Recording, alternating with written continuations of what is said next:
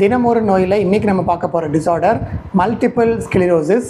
இந்த multiple sclerosis அப்படிங்கிறது basically என்ன அப்படின்னு பார்த்திங்கன்னா, இது நம்மளோட நர்வஸ் சிஸ்டத்தை பாதிக்கக்கூடிய ஒரு டிஸார்டர்.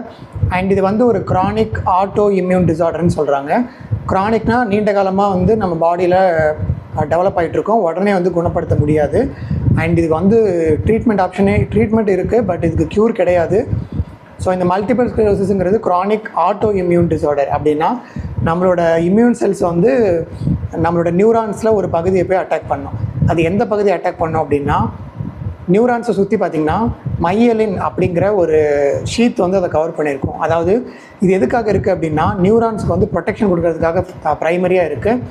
அது இல்லாமல் நியூரான்ஸ்லேருந்து சிக்னல் வந்து வேகமாக பாஸ் ஆகி போகணும் அப்படின்னாலும் இந்த மையலின்ங்கிறது வந்து ஹெல்ப் பண்ணும். ஸோ நம்மளோட ஓன் இம்யூன் செல்ஸ் போய் மையலின் ஷீத்தை போய் டேமேஜ் பண்ணுறதுனால அங்கே இருக்கிற ப்ரொடெக்ஷன் போகி சிக்னல் வந்து ப்ராப்பராக பாஸ் பண்ண முடியாமல் இருக்கும். So neuron to neuron signal pass ஆகலை அப்படின்னா நம்மளால் கண்ட்ரோல் பண்ணக்கூடிய விஷயங்கள் எல்லாமே பண்ணுறதுக்கு சிரமமாக இருக்கும். ஸோ இதில் என்னென்ன பிரச்சனைலாம் வரும் அப்படின்னு பார்த்திங்கன்னா, மெயினாக வந்து visual disturbances, blood vision, double vision, இந்த மாதிரி விஷன் வந்து பாதிக்கப்படலாம். இதை தவிர நம்மளோட மசில்ஸில் பார்த்திங்கன்னா வீக்னஸாக இருக்கும். இதுக்கு பேர் ஃபேட்டிக் அப்படின்னு சொல்லுவாங்க. அப்புறம் நம்னஸ்ன்னு சொல்லுவாங்க. லைக் ஒரு டீ கப்பை கூட தூக்கி பிடிக்க முடியாத அளவுக்கு கை ஒரு மாதிரி வரைச்சி போன மாதிரி இருக்கும். எதையும் ஃபீல் பண்ண முடியாத மாதிரி இருக்கலாம். இது நம்மளோட லிம்ஸ்லையும் ஃபேஸ்லையும் கூட இருக்கலாம். இந்த மாதிரி வந்து நிறைய ப்ராப்ளம்ஸ் இருக்குது. ஸோ ப்ரைமரியாக இந்த ப்ராப்ளம்ஸ் ஏற்படும். அப்புறம் மூட் சேஞ்சஸ் வந்து ஏற்படும் இந்த பேஷண்ட்ஸில். இது இல்லாமல் பார்த்திங்கன்னா பாடி பேலன்ஸ் வந்து அவங்களால ப்ராப்பராக மெயின்டைன் பண்ண முடியாது.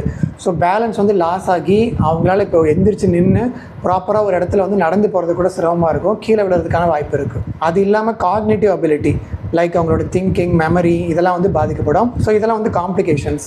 அண்ட் இது ஏற்படுறதுக்கான காஸ் வந்து இது ஆட்டோ இம்யூன் டிஸார்டரு.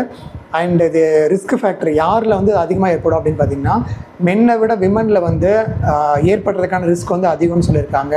இதை தவிர பார்த்திங்கன்னா ஃபெமிலியல் ஹிஸ்ட்ரி, இன்கேஸ் உங்கள் ரிலேட்டிவ்ஸ் யாருக்காவது இருந்தால் கூட உங்களுக்கு இருக்கிறதுக்கான வாய்ப்பு இருக்குது. லைக் உங்களோட கசின் இல்லை சிஸ்டர் அந்த மாதிரி இருந்தால் கூட, சிஸ்டர் ஆர் பிரதர் அப்படி இருந்தாலும் இது ஏற்படுறதுக்கு நிறைய வாய்ப்பு இருக்குது. அப்புறம் ஸ்மோக் பண்ணுறவங்க, ஒபீஸாக இருக்கவங்க, இவங்களுக்கு நிறைய வாய்ப்பு இருக்குது. அப்புறம் இன்னொரு விஷயம் என்ன அப்படின்னு பார்த்திங்கன்னா, இந்த ஒயிட் ஸ்கின் இருக்கக்கூடிய பீப்புள், லைக் கனடா இல்லை யூஎஸ் இல்லை யூரோப்பியன் கண்ட்ரீஸ், அந்த மாதிரி வந்து ஒயிட் ஸ்கின் இருக்கக்கூடிய பீப்புளில் இது நிறைய ஏற்படும். கம்பேர்ட் டு ஏஷியா, ஆஃப்ரிக்கா, இந்த கண்ட்ரீஸை விட அவங்களில் வந்து நிறைய அஃபெக்ட் பண்ணும். விட்டமின் டி குறைபாடு இருந்தாலும் அவங்களே இது ஏற்படுறதுக்கு நிறைய வாய்ப்பு இருக்குது. இதெல்லாம் வந்து காசஸ். ஸோ காம்ப்ளிகேஷன் வந்து இதுதான். அண்ட் இந்த டிசீஸ்க்கு வந்து க்யூர் கிடையாது. Only there are treatments to manage the complications.